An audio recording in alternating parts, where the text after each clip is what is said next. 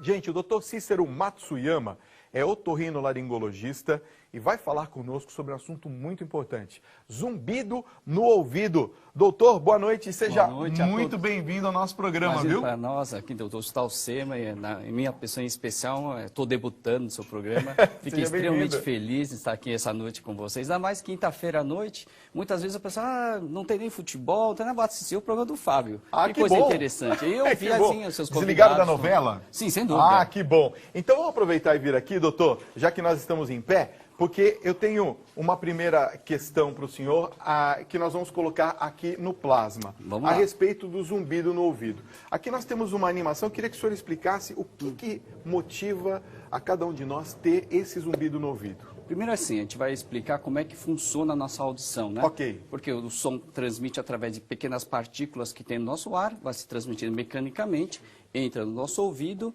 Isso tudo tem que transformar em eletricidade, como fosse aquela usina hidrelétrica. Eletricidade, doutor? É porque nosso cérebro funciona através de eletricidade. Como essa luz daqui do nosso estúdio, como funciona esse TV aqui mostrando a figura, olha que coisa bacana. Então o som vem, entra pelo nosso pavilhão, do conduto auditivo. Tudo isso é mecânico, viu, Fábio? Vai passando de partículas em partículas.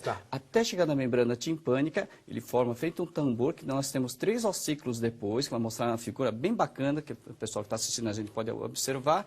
E isso aqui vai transmitir como fosse um tamborzinho, vai passar, olha que bacana, o ar passando através das partículas, movimentação, e da movimentação, essa última etapa vai transformar essa parte mecânica, que aqui dentro tem um líquido especial, Fábio, que é bem bacana.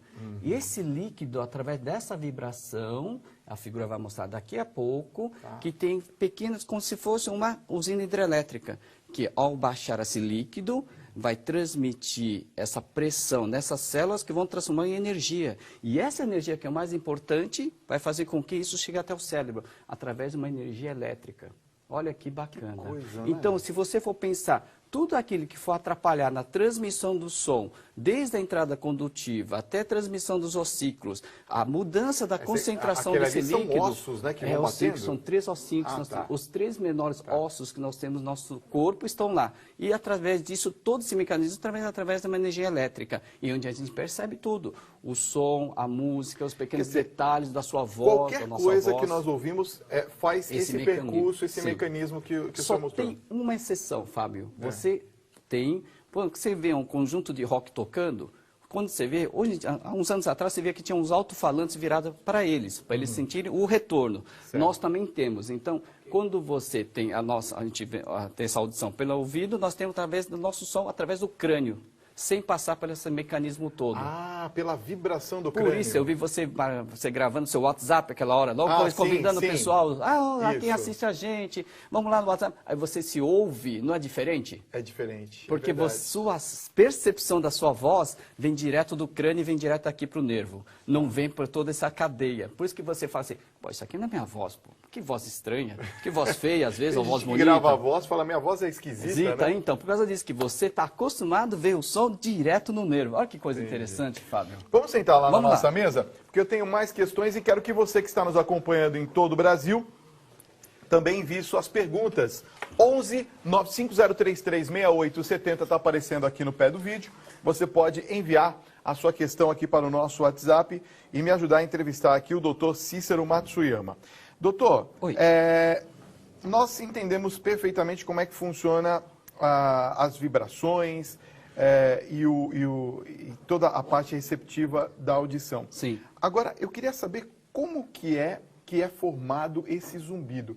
O que é, na verdade, o zumbido que a gente tem no ouvido? Então, tem vários motivos para a pessoa ter esse zumbido. Você viu que aquele mecanismo, toda a figura, toda aquela imagem que a gente teve agora há pouco, todo aquele que tiver uma interrupção daquele som entrando no seu corpo, no seu ouvido, no nervo, vai ter uma percepção errada do som e com isso pode dar um som diferente, que por vezes a pessoa pode perceber como um zumbido. Ou se for uma lesão, por exemplo, a pessoa tem uma lesão no tímpano, uma lesão naqueles 3 ossinhos, ou lesão naquele nervo, ou lesão através do sistema nervoso central, a pessoa vai ter a percepção do zumbido. Nada mais que é um som que a pessoa está ouvindo sem existir na natureza. Ah, entendi. Só que assim, Fábio, o que é mais importante, às vezes as pessoas falam assim, mas eu tenho um zumbido, um barulho no meu ouvido que outras pessoas ouvem. Então, basicamente, tem dois tipos de zumbido. Aquela que só a pessoa ouve, que é em torno de 80%, 90% do zumbido, e tem aqueles 10% que é você faz de conta a sua esposa, a pessoa com que você convive, vai ter um zumbido que você percebe, Fábio. Tipo o quê? Tem pessoas que trocam a válvula cardíaca, por exemplo, com uma válvula cardíaca artificial. Então, ela ouve o clique. Clique, clique, clique, clique. Então, ela ouve. Então, a gente chama de zumbido objetivo, que outra pessoa ouve. Mas a 90% das pessoas ouve o zumbido que é subjetivo. Só aquela pessoa que o paciente ouve. E, normalmente, se manifesta através de um chiado. Ok? Tá. Qual que é a faixa etária que a pessoa começa a ter esse tipo de problema? Ou não existe idade para ela? Tem ter? todas as idades. Obviamente, abaixo de 2 anos, as crianças menores não conseguem perceber o zumbido como a gente consegue descrever, por exemplo, durante uma consulta. O que a gente nota é que crianças que têm zumbido ficam mais irritadiças. Tá. Ficam e junto, normalmente vem com perda auditiva junto, né, Fábio? Tá. Então, a pessoa que não ouve bem, não fala bem, não tem uma comunicação adequada com o seu meio ambiente, tudo isso faz atrapalhar. Então, a gente vê que a criança, que por vezes tem zumbido, fica irritadiça. Só que os motivos são diferentes. E, obviamente, quem tem mais zumbido? Isso acho que é a dúvida de toda pessoa que está assistindo a gente. Principalmente acima dos 45, 50 anos. Eu estou entrando já na faixa, então estou com 50, 51 anos. É realmente essas pessoas que são mais frequentemente têm zumbido. Isso não quer dizer que as pessoas mais jovens não tenham. Tá, Fábio? Eu anotei aqui algumas perguntas, porque eu quero já tirar uma dúvida sobre um mito ou verdade. Fala. Por exemplo, se quando a gente ouve um som muito alto, né?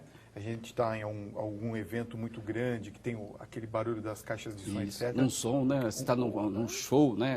Show, alguma coisa. Quando a gente sai, a gente fica ouvindo um zumbidinho, um chiadinho. Eu queria saber se isso prejudica e se isso faz com que a gente perca a nossa audição. Mas espera lá, não vai responder agora, então... é daqui a pouquinho. Doutor, tem uma pergunta que eu selecionei aqui, da Isadora Carvalho, lá de Quirinópolis, em Goiás, que está nos assistindo. Nossa, que bacana, Brasil Obrigado inteiro. pelo carinho, viu? Ela diz o seguinte: boa noite, Fábio. Eu queria fazer uma pergunta. O meu ouvido está fazendo um rangido, principalmente quando eu viro o pescoço. Eu devo me preocupar? Sim, porque assim, o rangido pode ser por 2 razões. Pode estar vindo da coluna cervical, por alguma razão. Ela não falou quantos anos, né, Fábio? Não fala. Se for jovem é mais difícil de coluna, mas eventualmente pode ter mais formações, enfim, depende da profissão dela. Ou a que é mais comum, Fábio, sabe o que é? O problema da pessoa que tem distúrbio da articulação, temporomandibular, da mastigação. Muitas vezes a pessoa desloca ou durante o dia à noite arranja os dentes, ou durante o dia aperta, ou por estresse. Isso realmente faz com que na movimentação, às vezes, do pescoço, da mandíbula, a pessoa sinta esse barulho, sabe? Tá. Então tem que ver, porque esse tipo que começa com zumbi, depois evolui com dor, viu, Fábio? E esse tipo de dor, e quem vive com dor crônica é pessoa triste, viu? E junto vem depressão. Então, o mais importante é a gente cuidar dessas pessoas. E o zumbido também. Uma coisa que eu queria falar com as pessoas que estão assistindo para a gente. Você sabe, Fábio, que é mais importante, tem 3 núcleos importantes na nossa base, no nosso cérebro, que são a depressão, a dor crônica e o zumbido.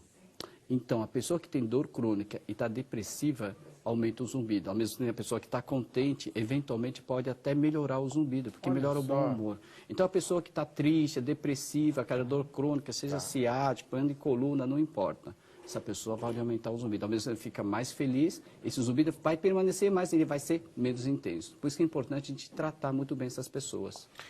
Doutor, olha, eu tinha feito uma pergunta antes da pausa, falando sobre o zumbido quando a gente ouve música muito alta. Esse zumbido que fica, ele representa necessariamente uma perda de audição? Não, a não ser que seja por muito tempo. O que é comum, por exemplo, as pessoas, na minha época era danceteria, hoje é balada, tal, só mudou o termo, enfim. Aí muitas vezes a gente fica 3, 4 horas nesse local com muito barulho, a gente chega em casa, toma um banho, vai deitar e aquele barulho permanece. Quando isso não é frequente e não é muito intenso, no dia seguinte, ou no máximo 48 horas, isso melhora, desde que não seja constante. Para ter um exemplo, mais ou menos, é quando você leva um flash no seu olho. que acontece, Fábio, quando você toma aquele flash da foto? Fica até... Não, né? você fica por uns segundos com aquela luz que já não existe, mais, depois o tempo melhora. Imagina se a exposição desse negócio for constante nos olhos, também vai causar lesão. Na verdade, é um estímulo muito grande que acontece no seu nervo, que isso vai permanecendo com você, um desgaste. Se você for por pouco tempo e não for uma intensidade muito grande, isso não vai te acarretar nada. O grande problema, por exemplo, as pessoas que trabalham com ruído muito intenso acabam ficando com sequelas no ouvido e o zumbido é permanente. Você sabe que uma das coisas mais difíceis que nós temos hoje na medicina, o tratamento das pessoas, o tratamento é realmente o zumbido no ouvido. É difícil o tratamento, a gente tem que fazer uma pesquisa muito árdua. Por quê? Tem muitas causas, Fábio. Mas o zumbido tem cura?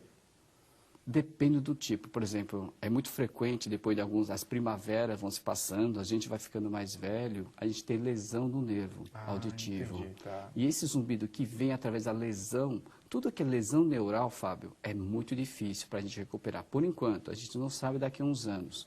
Mas a gente vai eliminando ou minimizando esses sintomas. Que eu te falei, se a pessoa é depressiva, é triste, por exemplo, a Rede Vida está aqui para sempre... Eu vejo vocês passarem a mensagem para pessoas... Passar mensagem de fé, que as pessoas procurem assim, um apoio, sem dúvida nenhuma religiosa, não importa. Isso faz com que a pessoa, às vezes, minimize os sintomas. Que aquele sintoma, sendo intenso, fique mais ameno, fica mais suportável. Da mesma forma, mais uma palhinha só, Fábio, desculpa. Tá. Não, então, a tem mesma uma coisa... pergunta muito legal aqui. Faz, Fábio. Pode falar, pode terminar, então, por favor. Sabe que é igual aquelas pessoas que têm as moscas volantes nos olhos. Ah, sim, ok. Agora que eu falei para você, eu estou vendo as minhas. Mas, ao mesmo tempo, há 10 segundos atrás, quando eu não tenho tocado nele, você não percebe ela. Então, o zumbido é assim. Você não pode pensar muito nele também. Se você pensar muito nele, fica muito chato. E você começa a senti-lo mais. Olha, eu vou juntar uma pergunta aqui com uma que me ocorreu aqui. Tá. Uma pessoa que estava escrevendo para nós está dizendo assim, Fábio, olha, eu tenho um zumbido terrível há mais de 10 anos. Caramba, é bastante tempo, né? E ele é ininterrupto, a ponto de eu chorar de desespero à noite às vezes. E é nos dois ouvidos.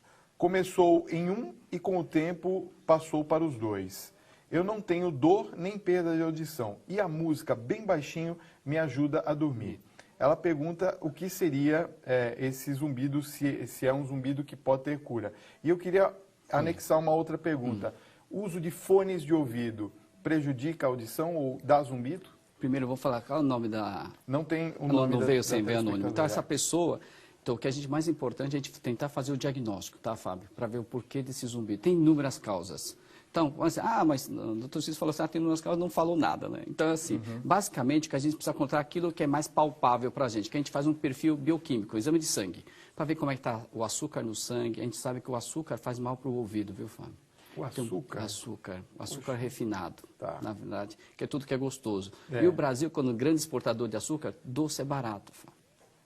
Infelizmente. Então, pois o índice, para você ter uma ideia, eu vou fazer uma palhinha. Existe uma tese de mestrado de um colega médico lá do Paraná que fez, isso foi por orientais, da segunda, terceira geração de orientais, acima de 55 anos, sabe quantos são a glicemia acima do normal? No Brasil é 55%, quase 60%. Sabe quanto que é no Japão? 6%. Porque 10% do que é porque assim, o consumo de açúcar no Brasil, de massas, comida em geral, é muito exagerado. Tá. Pode ver que todos os pratos japoneses são muito pequenos, a quantidade é pequena. Da mesma forma, assim, a gente olha, às vezes, as reportagens na Coreia do Sul, na França, são todos magros. Então, pelo menos disso, eles não sofrem.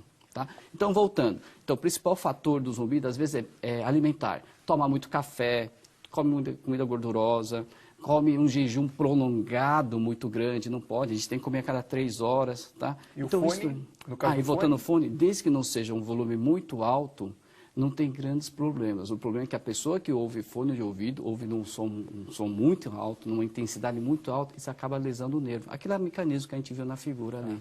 E isso pode ser permanente, viu, Fábio? E a audição não volta mais, tá? Não volta mais. Se prejudicar, não volta mais. Isso, assim, se for rapidamente para o médico, a gente conseguir tratar, às vezes pode voltar, às vezes não, Fábio.